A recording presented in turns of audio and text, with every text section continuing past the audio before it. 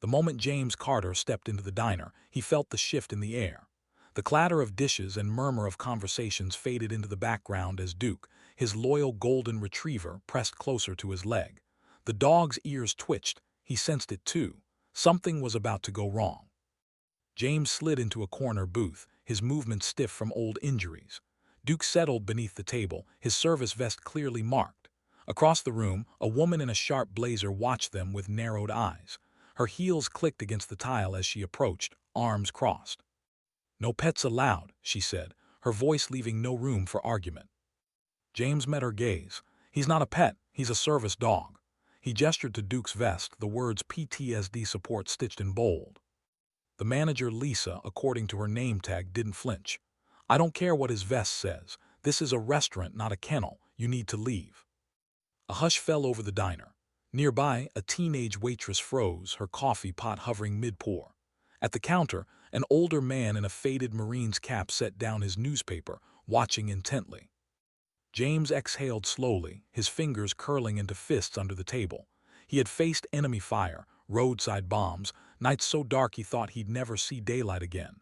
But this, a woman in a press suit telling him he wasn't welcome. He leaned forward, his voice low but firm. "Lady, you have no idea who you're talking to."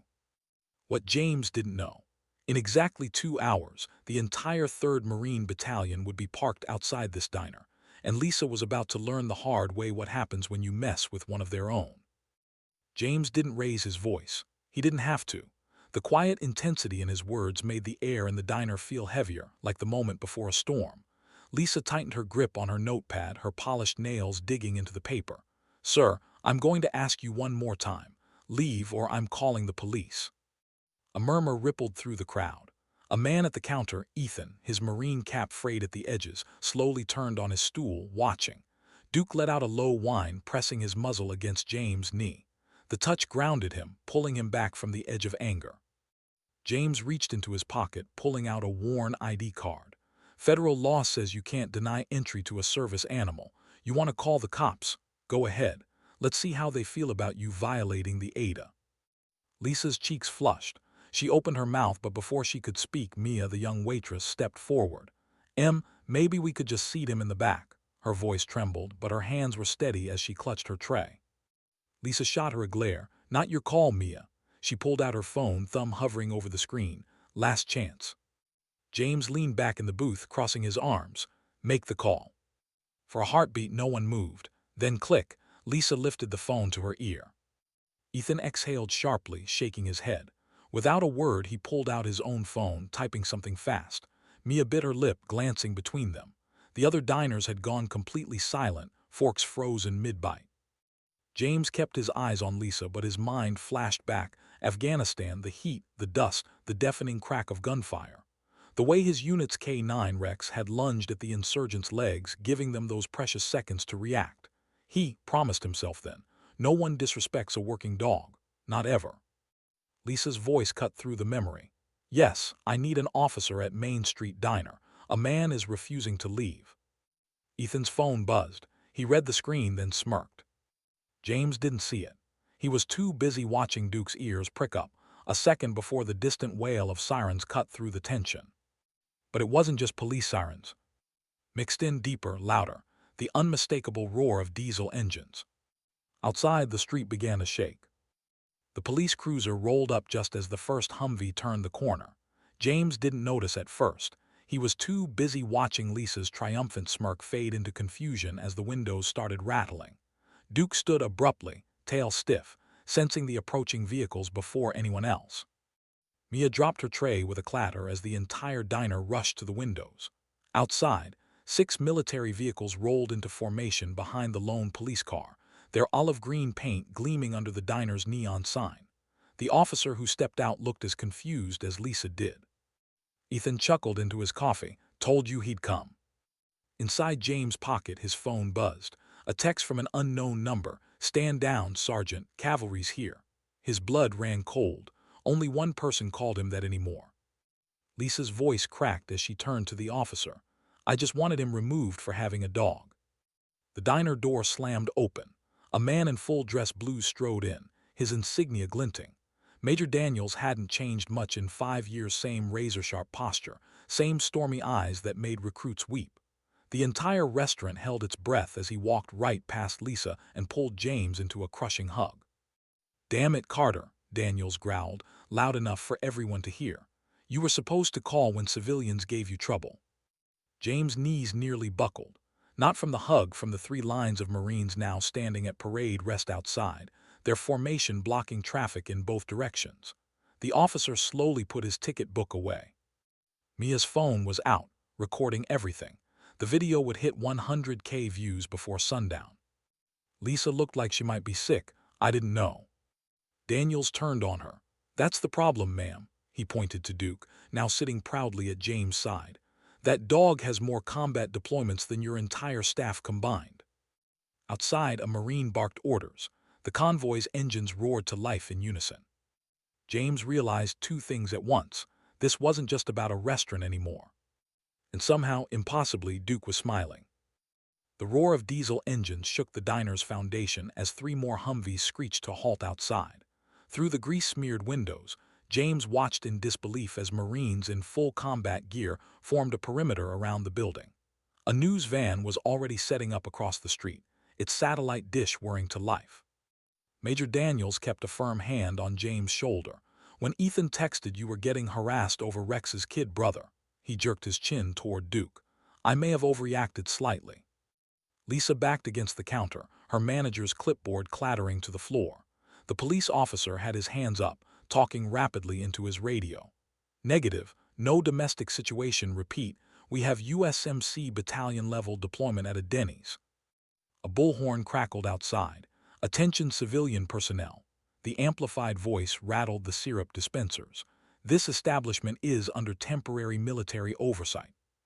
Ethan grinned around a mouthful of pie. "Told you the Major missed you, Carter." James' ears burned as Daniels marched Lisa to the center of the diner. Every phone in the room was now recording. Mia's livestream viewer count ticked past 50,000. "Ma'am," Daniels said too politely, "you're about to learn ADA compliance the hard way." He snapped his fingers. 2 Marines wheeled in a projector screen. The video that played showed a much younger James in Afghanistan, Rex, Duke's predecessor, alerting to an IED seconds before it would have vaporized their squad. The footage shook with the explosion's aftermath, the camera panning to reveal Rex's bloodied fur as he whined over James' unconscious body. Duke nuzzled James' hand as the screen faded to black. The entire diner was crying. Even the cop was wiping his eyes. Lisa opened and closed her mouth like a fish. We have a no pets policy." "Wrong answer." Daniels nodded to a Marine by the door. On cue, the soldier produced a thick binder labeled ADA Violation PROTOCOLS and slapped it on the counter with a thud that made Lisa jump. Outside, news helicopters circled. Someone started chanting USA.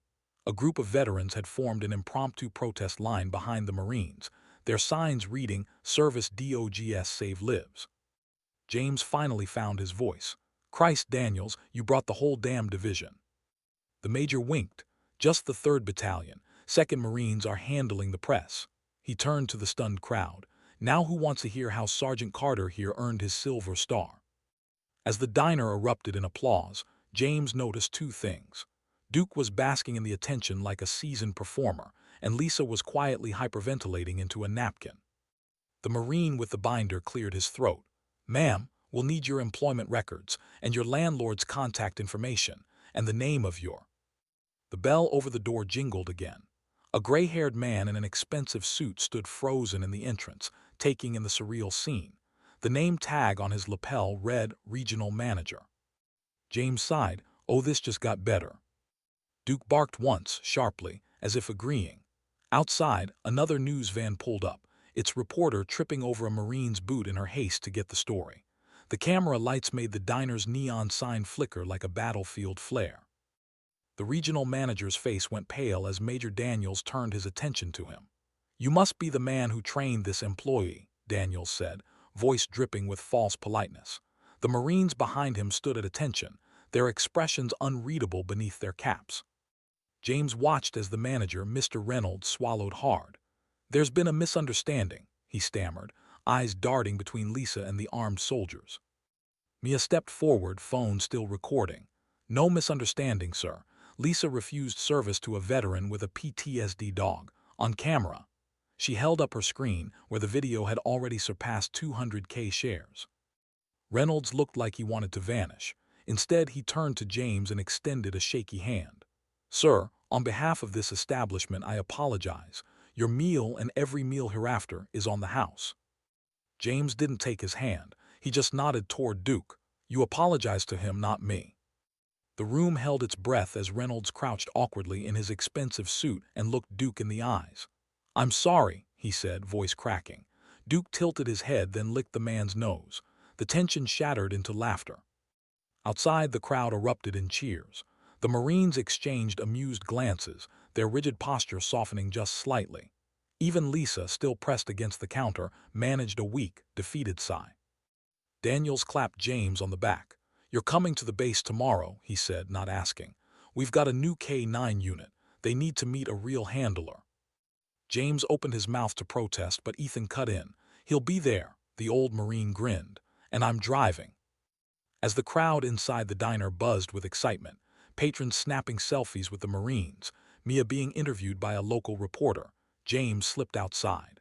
The evening air was cool, the street now lined with news vans and supporters holding handmade signs. Duke trotted beside him, tail wagging. James knelt, running a hand through the dog's fur. You're a troublemaker, you know that? Duke barked, as if in agreement. A shadow fell over them. Mia stood there, twisting her apron in her hands. I start nursing school next month, she blurted. But if you ever need anything, she held out a napkin with her number scribbled on it.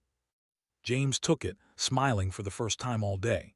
You ever think about working with service dogs? Mia's eyes lit up. The camera lights from the news crews flickered around them like fireflies, casting long shadows of a veteran, a waitress, and a golden retriever who'd started a revolution with a single bark. And in the background, the Marines began to sing, their voices rough but strong, carrying across the parking lot. The same song James remembered from his days overseas. Some battles, it turned out, didn't end in gunfire. Some ended with a lick, a laugh, and the quiet understanding that no one fights alone. The news cameras would keep rolling for hours that night. They'd capture Lisa being quietly escorted out by corporate HR. They'd film the Marines posing for pictures with starstruck kids. They'd even get footage of Duke signing autographs with his paw print. But what they couldn't capture was the quiet moment after, when James sat alone at that same corner booth, staring at the untouched piece of apple pie Mia had brought him. The bell above the door jingled one last time.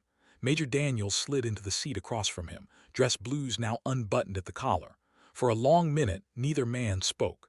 Outside, the convoy's engines rumbled to life. You know, Daniels finally said, tracing the rim of his coffee cup, Rex would have loved this circus. James' throat tightened. He reached down to scratch behind Duke's ears. The dog leaned into his touch, warm, alive, so damn similar to his predecessor it hurt sometimes. Daniels slid an envelope across the table. Base commander wants you training the new K-9 unit. Part-time. No drills, no paperwork. He paused. Just show up when you can. Bring the troublemaker here.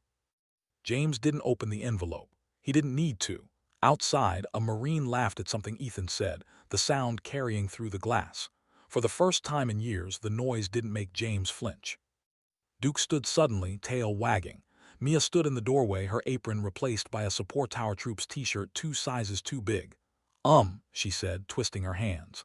They're about to do the news segment. They want you out there. Daniel stood, clapping James on the shoulder. Coming, Sergeant. James looked at Duke, at Mia's hopeful expression, at the pie he'd somehow started eating without realizing it. The taste was sweet, familiar, like something he hadn't allowed himself in a long time. Yeah, he said, standing, let's go.